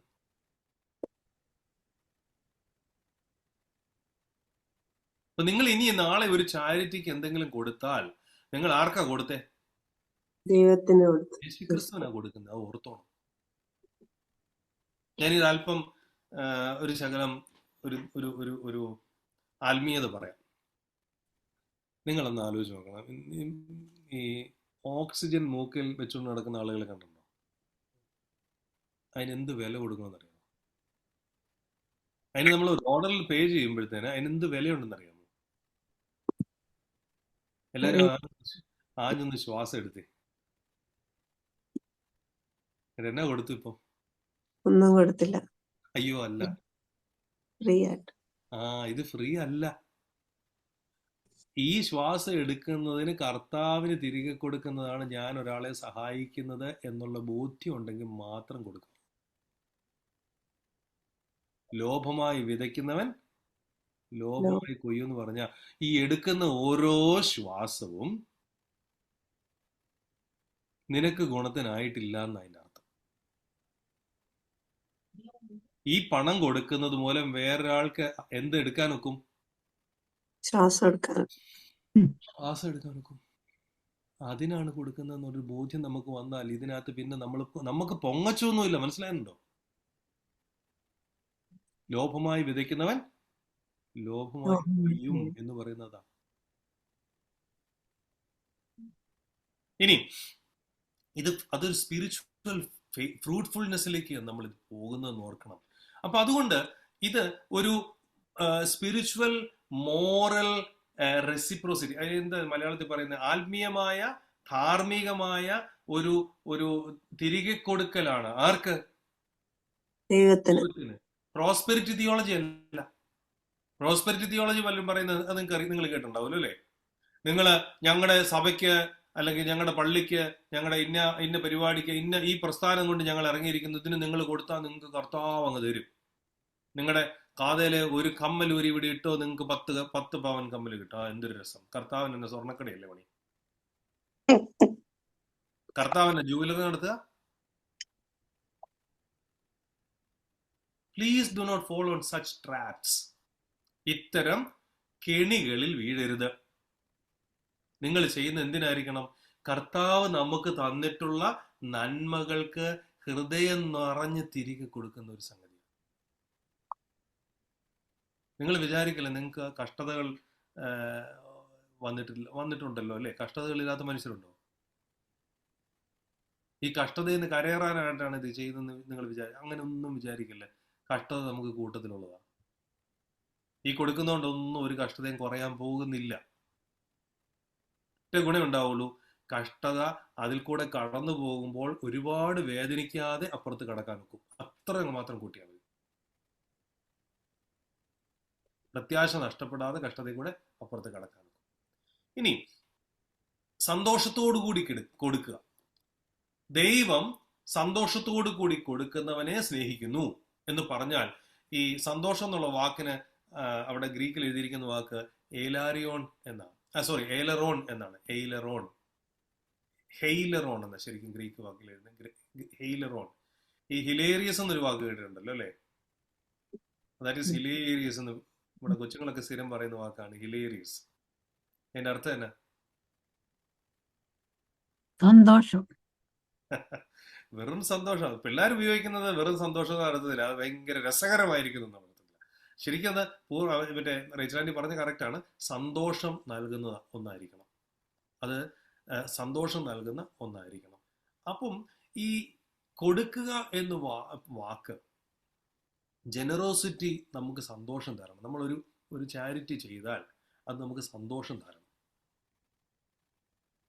എനിക്കതുകൊണ്ട് എന്ത് കിട്ടുമെന്നുള്ള ചോദ്യത്തിൽ കൂടുതൽ ഞാനിത് ചെയ്യുന്നത് കൊണ്ട് എനിക്ക് ദൈവിക സന്തോഷം കിട്ടുന്നുണ്ടെന്നുണ്ടെങ്കിൽ അതിനാ വാല്യൂ. ഇനി അപ്പം അവിടെയാണ് ഈ പറഞ്ഞ താങ്ക്സ് ഗിവിങ് വരുന്നത്. നമ്മളെ ആരാധനയിൽ വിശുദ്ധ കുർബാന എന്ന് പറയുന്നതിന് വേറൊരു വാക്കാണ് യൂക്കറിസ്റ്റ്. നിങ്ങൾ കേട്ടിട്ടുണ്ടാവുമല്ലോ അല്ലേ? യൂക്കറിസ്റ്റ് എന്നുള്ള വാക്കിന്റെ അർത്ഥം എന്നാ? Thanks giving. ബലി. താങ്ക്സ് ഗിവിങ് എന്നാ വാക്കിന്റെ ശരിക്കും മെയിൻ. Thanks giving. ദൈവത്തിന് നന്ദി കരയറ്റുക. ഞങ്ങൾ നിനക്കും നിന്റെ ഏകജാതനും നിന്റെ പരിശുദ്ധ റൂഹായിക്കും സ്തുതിയും സ്തോത്രവും. സ്തോത്രം എന്നുള്ള വാക്കിന്റെ അർത്ഥം നന്ദി എന്നാണ്. നിരന്തരം വിശുദ്ധ കുർബാന നിരന്തരം പറയുന്ന വാക്കല്ലേ സ്തോത്രം, നന്ദി. ഈ ചാരിറ്റി എന്ന് പറയുന്നത് എന്താണ്? ദൈവത്തോടുള്ള നന്ദി. എന്ന് പറഞ്ഞ് ചാരിറ്റി ചെയ്യുന്നത് വിശുദ്ധ കുർബാനയിൽ സംബന്ധിക്കുന്നതിന് തൊട്ടടുത്ത് നിൽക്കുന്ന ഒരു കാര്യമാണെന്ന് ഓർത്തിരിക്കുക. Make sense? ഓക്കെ, അടുത്തത് 8ാം വാക്യത്തിലേക്ക് പോയാൽ, ദൈവം നമുക്ക് അവന്റെ കരുണയെ നൽകും. അവന്റെ കരുണയെ വളരെയായിട്ട് നൽകും. അപ്പോൾ ഈ വാക്ക് എന്താണ്? ഗാഡ് നമുക്കൊരു ഒരു ഒരു തൃപ്തി തരുന്നത്, സഫിഷ്യൻസി തരുന്നത് ദൈവമാണ്. ഔട്ട് അർക്കെയ്യ എന്ന ഗ്രീക്ക് വാക്ക്. ഔട്ട് എന്ന് പറഞ്ഞാൽ ഔട്ട്, അവന്റെ തന്നെ ഉള്ളിൽ നിന്നും വരുന്നത്. അർക്കി എന്ന വാക്കിന്റെ അർത്ഥം ഉത്ഭവസ്ഥാനം, പ്രഭവസ്ഥാനം. അർക്കെയ്യ എന്ന് പറഞ്ഞാൽ ഔട്ട് അർക്കെയ്യ എന്ന് പറഞ്ഞാൽ അതിന്റെ ഏറ്റവും കോർ ഓഫ് ദ കോർ, അതിന്റെ ഉത്ഭവസ്ഥാനം, പ്രഭവസ്ഥാനത്ത് നിന്നും വരുന്ന ഒരു ഒരു ഫീലിംഗ് ആണ് തൃപ്തി. നിങ്ങൾ ഈ തൃപ്തി എന്ന് പറഞ്ഞ ഫീലിംഗ് അനുഭവിച്ചിട്ടുണ്ടോ?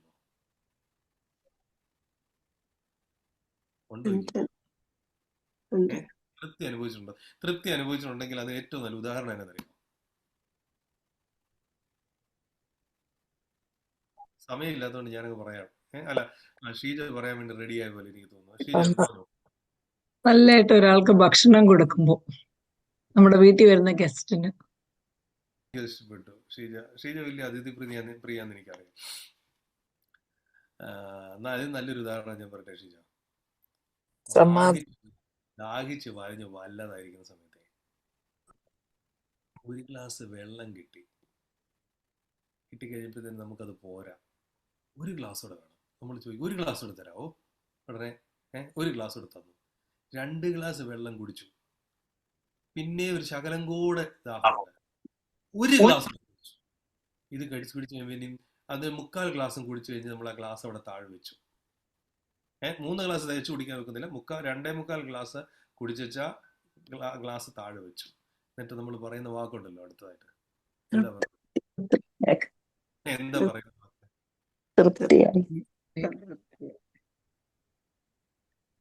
ആ ഫീലിംഗ് ആണ് തൃപ്തി. ഈ കൊടുത്തു കഴിയുമ്പോൾ നമുക്ക് എന്ത് തോന്നണം? തൃപ്തി തോന്നണം. തൃപ്തി.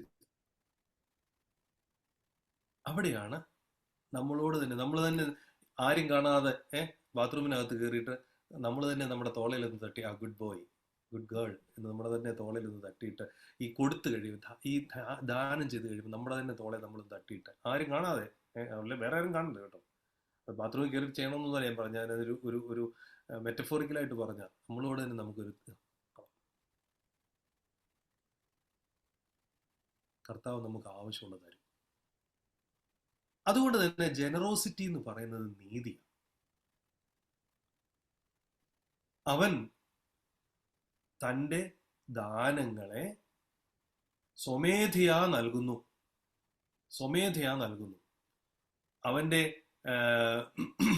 അവന്റെ നീതി എന്നേക്കുമായി നിലനിൽക്കുന്നു. ഈ നീതി എന്നുള്ള വാക്ക് വളരെ ഇൻട്രസ്റ്റിംഗ് ആണ്. ഈ ചാരിറ്റി എന്ന് പറയുന്നത് ദൈവനീതിയുടെ ഒരു അടയാളമാണ്.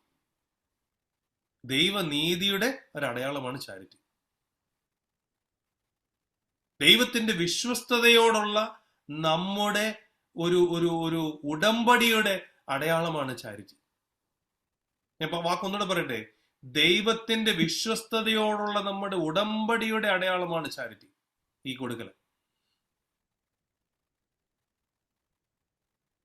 ഉടമ്പടിയുടെ അടിസ്ഥാനത്തിലുള്ള നീതിയാണ് ചാരിറ്റി.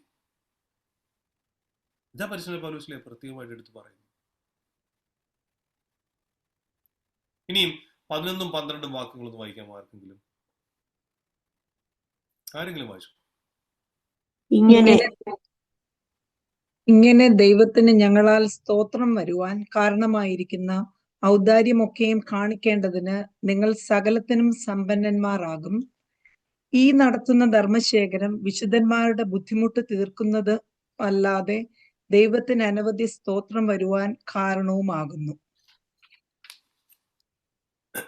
ശ്രദ്ധിച്ചു നോക്കി, വിശുദ്ധന്മാരുടെ ബുദ്ധിമുട്ട് തീർക്കുന്നു, അവരുടെ ആവശ്യങ്ങൾ നടക്കുന്നു, ദൈവത്തിന് നന്ദി കരയേറ്റുന്നു, സഭ ദൈവത്തെ സ്തുതിക്കുന്നു.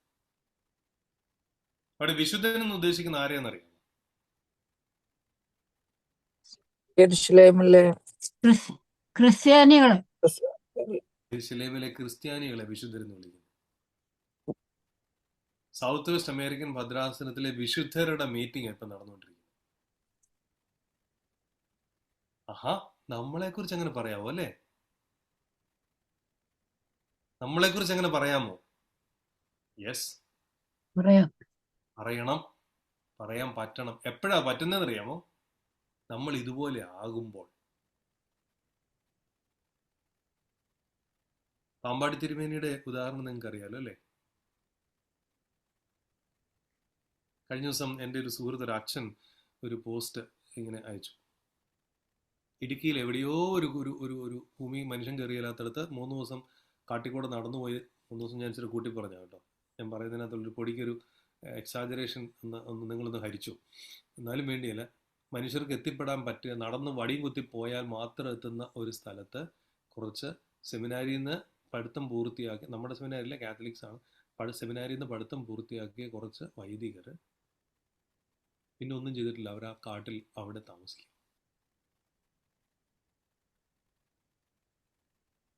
കറണ്ടില്ല, റണ്ണിങ് വാട്ടർ ഇല്ല, ഭക്ഷണത്തിന് ഇന്നാരിൽ അരി കൊണ്ട് തന്നാ ഉണ്ട്, ഇല്ല. ഉണ്ണാനും എടുക്കാനും ഉണ്ടെങ്കിൽ മതിയെന്ന് വിചാരിക്കും. നമ്മളെ കൊണ്ട് അത്രയൊന്നും പറ്റത്തില്ലായിരിക്കും.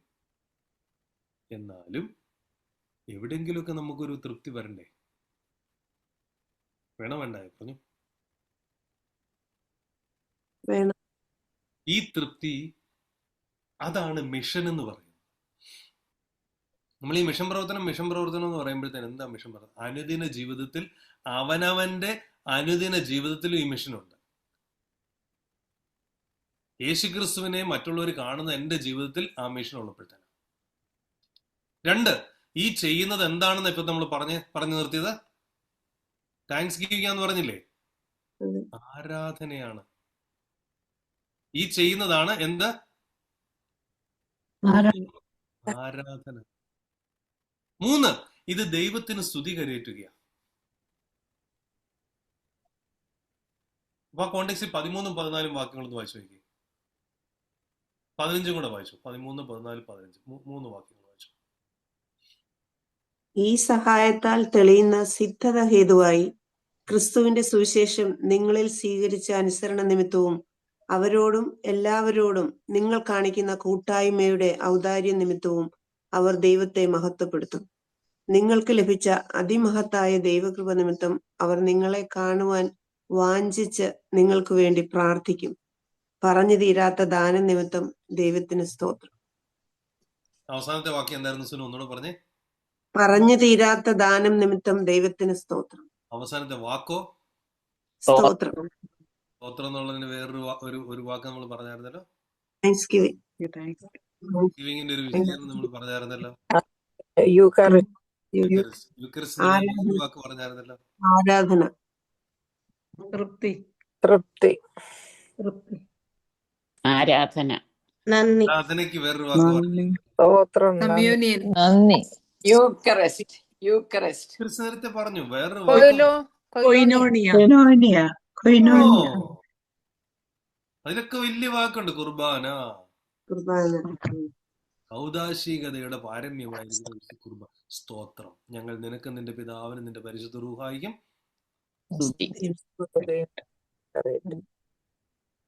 എന്ന് പറയുന്നത്. ഇവിടെയാണ് ഇതിന്റെ ഔദാശികതയുടെ പൂർണ്ണത. അപ്പൊ ഒന്ന് ആലോചിച്ച് നോക്കി, ഈ കൊരിന്ത്യയിലുള്ള മനുഷ്യരുടെ വിശ്വാസത്തിന്റെ പ്രഖ്യാപനമാണിത്. ഏതാ ഈ ചാരിറ്റിയിൽ പങ്കുചേരുന്നത്? അവരുടെ വിശ്വാസത്തിന്റെ പ്രഖ്യാപനമാണ്. 2, ഈ ഔദാര്യം, ഉദാരത എന്ന് പറയുന്നത് അവരുടെ ദൈവത്തോടുള്ള അനുസരണമാണ്. അനുസരണം എന്നുള്ള വാക്ക് അവിടെ വന്ന് ശ്രദ്ധിച്ചായിരുന്നോ? Yeah, ശ്രദ്ധിച്ചോ? അനുസരണം. yeah. ദൈവത്തോട് ക്രിസ്തുവിന്റെ നമ്മൾ സുവിശേഷം. കാണിക്കുന്ന അനുസരണമാണ് എന്ത്? ഈ Confession. ഉദാരത. Does it make sense? അതെ, ഉണ്ടോ ഇല്ലയോ? ഉണ്ട്. ഉണ്ട്. അപ്പം എന്താണ് ഈ അവിടെ കാണിക്കുന്ന വിശ്വാസം എന്ന് പറയുന്നതാണ് ഒത്തന്റിക് ഫെയ്ത്ത്. വളരെ ആധികാരികമായ ഭക്തിയാണ്. ആധികാരികമായ ഭക്തിയിൽ എന്തില്ല? സ്വാർത്ഥതയില്ല. അതിനകത്ത് സ്വാർത്ഥതയില്ല. അതിനകത്ത് ഈ സ്വർണം വിൽക്കുമ്പോഴത്തേനെ അവന്റെ ഏറ്റവും വലിയ പരസ്യം എന്നറിയോ? കടക്കാരന്റെ ഏറ്റവും വലിയ പരസ്യം പ്യുർ, ശുദ്ധിയുള്ള. അത് തന്നെ. 916.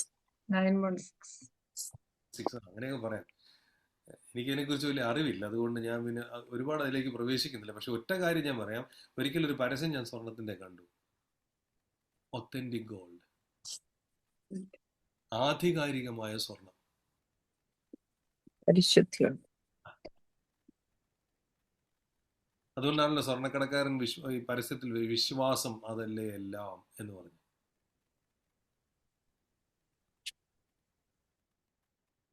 പ്രാഞ്ചിയേട്ടൻ ആൻഡ് ദ സെയിന്റ് എന്ന് പറഞ്ഞ മൂവിയിൽ അവസാനം മമ്മൂട്ടി പറയുന്ന പരസ്യം ഇത് തന്നെയാണ്. സ്വർണത്തിൽ കള്ളമില്ല, നമ്മുടെ സ്വർണം നിങ്ങൾക്ക് എടുക്കാം. അയാളുടെ വാക്കിലാണ് ആ ഉറപ്പല്ലേ? അതെ.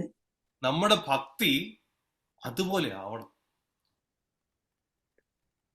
അപ്പൊ അത് ആ ഒരു ഒത്തന്റിസിറ്റി. അപ്പൊ ഇത് ഈ എത്തനിസിറ്റി അല്ലെങ്കിൽ നമ്മുടെ ഈ ഓരോ നാട്ടുകാര് അല്ലെങ്കിൽ നമ്മുടെ ഓരോ ജാതിക്കാര് ഇങ്ങനെയൊക്കെ പറയുന്ന വ്യത്യാസങ്ങൾക്ക് അപ്പുറത്താണ്. ഞങ്ങള് തിരുവനന്തപുരംകാരാ, ഞങ്ങള് കൊല്ലംകാരാ, ഞങ്ങള് തുമ്പവൻകാരാണ്, പത്തനംതിട്ടക്കാരാ, ഞങ്ങള് കോട്ടയംകാരാ. ഞാനൊക്കെ ഈ കോട്ടയത്തുനിന്ന് വന്ന ആളായതുകൊണ്ട് കോട്ടയം എന്ന് പറയുമ്പോഴത്തേന് എനിക്കിങ്ങനെ വാല് മുരുങ്ങിക്ക പോലെ നിൽക്കും. ഞങ്ങള് തിരുവനന്തപുരക്കാര്, ഞങ്ങള് കുന്നംകുളംകാരാ. ഇതെല്ലാം മാറിപ്പോയി. ഇതെല്ലാം മാറിപ്പോയിട്ട് നമ്മൾ ആരാണ്?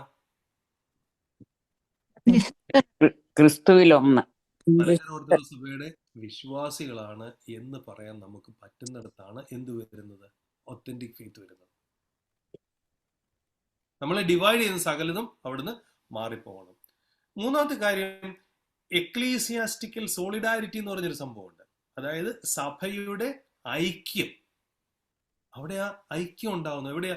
കോരിന്തിലുള്ളവര് യെരുശലേമിലുള്ളവരെ സഹായിക്കുന്നതുകൊണ്ട് സഭയുടെ ഐക്യം ഉണ്ടാവുന്നു. അപ്പൊ അവിടെ ദൈവത്തിന് നന്ദി കരയറ്റപ്പെടുന്നു. ദൈവത്തിന് നന്ദി കരയറ്റപ്പെടുന്നു. കർത്താവിന് സ്തോത്രം എന്നും പറഞ്ഞത് അവസാനിപ്പിക്കും. നിങ്ങൾ എന്താ ഒരു കാര്യം ശ്രദ്ധിച്ചോ? പണത്തേൽ തുടങ്ങി എവിടെ കൊണ്ട് അവസാനിപ്പിച്ചു? ദൈവത്തിന് നന്ദി സ്തോത്രം. പണത്തെ കൊണ്ട് തുടങ്ങിയിട്ട് എവിടെ കൊണ്ട് അവസാനിപ്പിച്ചു? എന്റെ ശരി ഉത്തരം പറയുന്നവർക്ക് 1 പവന്റെ ഒരു മാല ഞാൻ അങ്ങ് കൊടുക്കും എന്ന് പറയുന്നു. കറക്റ്റ്. കണ്ടോ? ഷീജ നോക്കിയിരിക്കുക എന്താ പറയാൻ വേണ്ടി. നേരത്തെ പറഞ്ഞായിരുന്നു വെച്ചാ. ആണല്ലേ? ഓ, 2 സ്വർണ്ണമാല. 2 സ്വർണ്ണമാല പോക്ക ഇപ്പൊ എന്റെ കൊടുക്കത്തില്ല എന്നാ ഞാൻ പറഞ്ഞു. ശ്രദ്ധിച്ച് കേട്ടായിരുന്നോ ആവോ? ഓടിയുന്നുണ്ട്. പണത്തേൽ തുടങ്ങി എവിടെ കൊണ്ട് അവസാനിപ്പിച്ചു? ഔദാശികമായ വിശ്വാസത്തിൽ കൊണ്ട് അവസാനിപ്പിച്ചു. ഇനി നിങ്ങൾ ഒരു കാര്യം കൂടെ ആലോചിച്ച് നോക്കി. യെരുശലേമിലുള്ളവര് നന്ദി കരയേറ്റു എന്ന് പറഞ്ഞു. ഓക്കെ, ആർക്കാ നന്ദി കരയേറ്റുന്ന യെരുശലേമിലുള്ളവര്? ഓരിന്ത്യർക്കല്ല. ഓരിന്ത്യർക്കല്ല. ദൈവത്തെ മഹത്വപ്പെടുത്തും. ദൈവത്തെ മഹത്വപ്പെടുത്തും. ചുരുക്കം പറഞ്ഞാൽ, ഞാൻ നിനക്കൊരു സഹായം ചെയ്യാം, നീ എനിക്ക് എന്ത് തരും എന്നുള്ള ചോദ്യമല്ല. ഞാൻ നിനക്ക് സഹായം തന്നാൽ നീ ദൈവത്തെ സ്തുതിക്കുമെന്നുണ്ടെങ്കിൽ അത് മതി.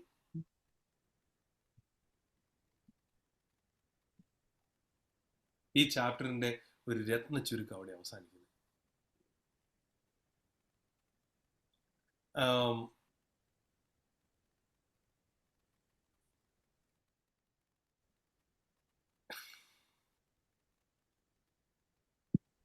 നേരത്തെ ഞാൻ പറഞ്ഞ കുറഞ്ഞ 2 സംഗതികൾ ഞാൻ ഒന്നുകൂടി ഒന്ന് ഒന്ന് ഒന്ന് ഒന്ന് സമ്മറൈസ് ചെയ്യുവാണ് കേട്ടോ. ആരാധനയുടെ പശ്ചാത്തലത്തിലാണ് പരിശുദ്ധ പൗലോസ് ഇത് പറയുന്നത്. Does it make sense? ആരാധനയുടെ പശ്ചാത്തലം. 2, വിശുദ്ധ കുർബാനയുടെ പശ്ചാത്തലത്തിൽ ഇതിനെ കണക്ട് ചെയ്യുന്നുണ്ട്.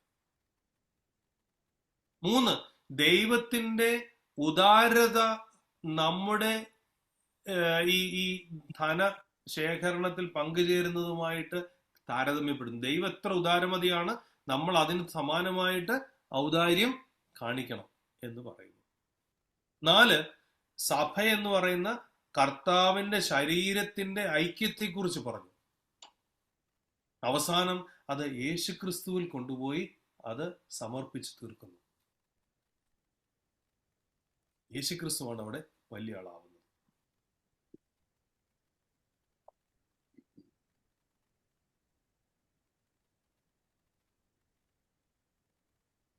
ചുരുക്കം പറഞ്ഞാൽ യേശുക്രിസ്തുവിന്റെ സുവിശേഷം ഇതുമൂലം അനേകരിൽ എത്തും.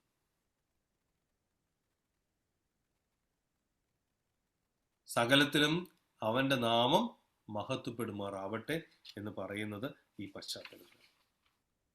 അപ്പോൾ ഈ ദാനം ചെയ്യുന്നത് മൂലം നിരവധി ആത്മീയമായ നന്മകൾ ലഭിക്കുന്നു. സങ്കീർത്തനം 112, യെശയ്യാവിന്റെ പുസ്തകം 55 അധ്യായം 10 വാക്യം എന്ന് പറയുന്ന ഇങ്ങനത്തെയുള്ള വാക്യങ്ങളൊക്കെ ഇത് തന്നെയാണ് റിഫ്ലക്ട് ചെയ്യുന്നത്. Let me stop here. നിങ്ങൾക്ക് എന്തെങ്കിലും ചോദ്യങ്ങളുണ്ടായിരുന്നോ? അച്ഛൻ ഒരു ചോദ്യം ചോദിച്ചോട്ടെ? നേരത്തെ മറ്റേ നമ്മുടെ ഷിനിയുടെ അടുത്ത് നിന്ന് ടിക്കറ്റ് എടുത്തായിരുന്നോ? ഇല്ല.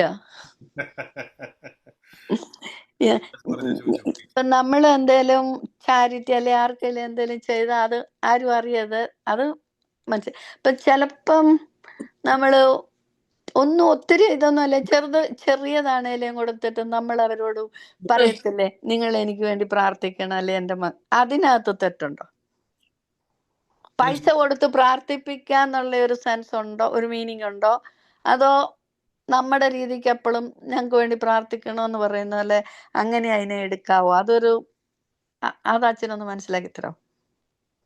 ഞാനൊരു കാര്യം ചോദിക്കട്ടെ. നമ്മളെല്ലാരും സഹായം സ്വീകരിച്ചിട്ടുള്ള മനുഷ്യരല്ലേ? അതെ. അല്ലെ? സഹായം കൊടുത്തിട്ടുണ്ട്, സ്വീകരിച്ചിട്ടുണ്ട്, ഇല്ലേ? ഉണ്ട്. ഇപ്പൊ തന്നെ ആ ചോദ്യത്തിന് ഉത്തരം കിട്ടിയോ? അത്ര ക്ലിയർ അല്ല. ഇപ്പോഴും ക്ലിയർ ആയില്ല? ഇല്ല. ഓക്കെ. ഈ സഹായം നമ്മൾ ഒരാൾക്ക് നേരിട്ട് കൊടുക്കാന്നിരിക്കട്ടെ, ആ മേടിക്കുന്ന സമയത്ത് ആ മേടിക്കുന്ന ആളുടെ മനസ്ഥിതി എന്തായിരിക്കും? തട്ടിപ്പല്ലെങ്കിൽ കേട്ടോ, തട്ടിപ്പല്ലെങ്കിൽ മേടിക്കുന്ന ആളുടെ മനസ്ഥിതി എന്തായിരിക്കും? നമുക്ക് അറിയാതെ തന്നെ അവര് നമുക്ക് വേണ്ടി പ്രാർത്ഥിക്കും, നമുക്ക് നന്ദി പറയും. അവിടെ ഉത്തരം വന്നു കഴിഞ്ഞു, ഇല്ലേ? ഓക്കെ. ഇനി രണ്ടാമതൊരു കാര്യം, ഒരാൾ ഞെരുങ്ങിയിരിക്കുന്ന ആൾ വന്ന് നമ്മളോട് ചോദിക്കുന്നുണ്ട്, തീർച്ചയായിട്ടും അവര് ചെറുതായിട്ടാണ് നമ്മളോട് ചോദിക്കുന്നത്, അല്ലേ? അവര് ചെറുതായിട്ടല്ലേ നമ്മളോട് ചോദിക്കുന്നത്? അതെ. ശാരീരികമായ ചെറുപ്പമല്ലേ ഉദ്ദേശിക്കുന്നത്? ചിലപ്പോൾ 6 അടി 3 ഇഞ്ച് പൊക്കമുള്ള ഒരു മനുഷ്യൻ ചെറിയ മനുഷ്യനായിരിക്കുന്ന എന്നോടായിരിക്കും ചോദിക്കുന്നത്. അങ്ങനെ ചോദിക്കുന്ന സമയത്തും ഈ 6 അടി 3 ഇഞ്ച് പൊക്കമുള്ള മനുഷ്യൻ അയാൾ ആത്മീയമായിട്ട് അല്ലെങ്കിൽ അയാൾ ചെറുതായിട്ടാണ് എന്നോട് ചോദിക്കുന്നത്, അല്ലേ? ആ ചോദിക്കുന്ന സമയത്ത് അയാളോട് എനിക്ക് വേണ്ടിയിട്ട് പ്രാർത്ഥിക്കണമെന്ന് പറയുമ്പോൾ അത് പറയേണ്ട ആവശ്യമുണ്ടോ? ഇല്ല. പറയാതിരിക്കാൻ പറയാം. പറയുന്നത് നമ്മുടെ ഒരു നിങ്ങളുടെ പ്രാർത്ഥനയിൽ എന്നെ ഓർക്കണേന്ന്, അല്ലെ എന്റെ പിള്ളേരെ പറയാതെ തന്നെ അവർ ഓർക്കുമായിരിക്കും. ഇനി പറഞ്ഞിട്ട് അവർ പ്രാർത്ഥിച്ചില്ല, ഇതുകൊണ്ട് അങ്ങ് പോയി എന്ന് തന്നെ വിചാരിച്ചു. ഓക്കെ, അവരിതുകൊണ്ട് അങ്ങ് പോയി എന്ന് വിചാരിച്ചു. നമുക്ക് പ്രാർത്ഥിക്കുന്ന ആരോടാ പ്രാർത്ഥിക്കണ്ടേ? ദൈവത്തോട്. ദൈവം ഇത് കാണുന്നുണ്ടോ ഇല്ലയോ? ഉണ്ട്. ഇത് പറയേണ്ട ആവശ്യമൊന്നുമില്ല. ഞാൻ എൻ്റെ ഒരു രീതി പറഞ്ഞ കേട്ടോ. ചിലപ്പോൾ വേറെ ആളുകൾ തിരിച്ച് ചിന്തിക്കുന്നവരുണ്ടാവും, അവരുടെ സ്വാതന്ത്ര്യം. ഞാൻ ആരോടും എനിക്ക് വേണ്ടി പ്രാർത്ഥിക്കണം എന്ന് പറഞ്ഞ് കാശ് കൊടുക്കാറില്ല, ഒരു സഹായം ചെയ്യാറില്ല. അതുകൊണ്ടാണ് ഞാൻ ചോദിച്ചത്, അങ്ങനെ പറയുന്നത് കാശ് കൊടുത്ത് പ്രാർത്ഥിപ്പിക്കുന്ന ഇപ്പം അങ്ങനെ ഒരു സെൻസിൽ അത് പോകുമോന്ന് അങ്ങനെ പോകണമെന്നില്ല. എഗെയിൻ ഞാൻ എന്നെ കുറിച്ച് മാത്രമേ പറയത്തുള്ളൂ കേട്ടോ, കാരണം എനിക്ക് വേറെ ഒരാളെ കുറിച്ച് പറയാൻ എനിക്ക് ധൈര്യം പോരാ. അതുകൊണ്ടാണ് ഞാൻ ആരോടും എനിക്ക് വേണ്ടി പ്രാർത്ഥിക്കണം എന്ന് പറയാറില്ല. ഞാനാണ് എല്ലാരോടും ഇറ്റ് ഡിപ്പെൻസ്. അല്ല, എല്ലാരോടും പറയും ഇങ്ങനെ കൊടുക്കുന്ന കാര്യത്തില്ല പറഞ്ഞത്. ആരെ ഇത് കണ്ടാലും കൂട്ടുകാരോടും അല്ലേ പറയുമ്പോ ഞങ്ങൾക്ക് വേണ്ടി പ്രാർത്ഥിക്കണമെന്ന് പറയും.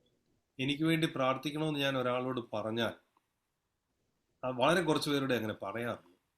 കാരണം നമുക്ക് വേണ്ടി പ്രാർത്ഥിക്കണം എന്നുള്ളത് തീർച്ചയായിട്ടും നമുക്ക് വേണ്ടിയിട്ട് പ്രാർത്ഥിക്കും. ഈ ഹേമിച്ച് പ്രാർത്ഥിപ്പിക്കുന്നത് ശരിയാണോ എന്ന് എനിക്കൊരു സംശയം ഉള്ളത് കൊണ്ട് ഞാൻ ആരോടും എനിക്ക് വേണ്ടി പ്രാർത്ഥിക്കണമെന്ന് അങ്ങനെ പറയാറില്ല. ഓക്കെ, അത് ക്ലിയർ ആയാ ഞാൻ ഈ ചോദ്യം ചോദിച്ചു. ക്ലിയർ ആയോ? ക്ലിയർ ആയി. യെസ്. ഓക്കെ, താങ്ക് യു അച്ഛാ.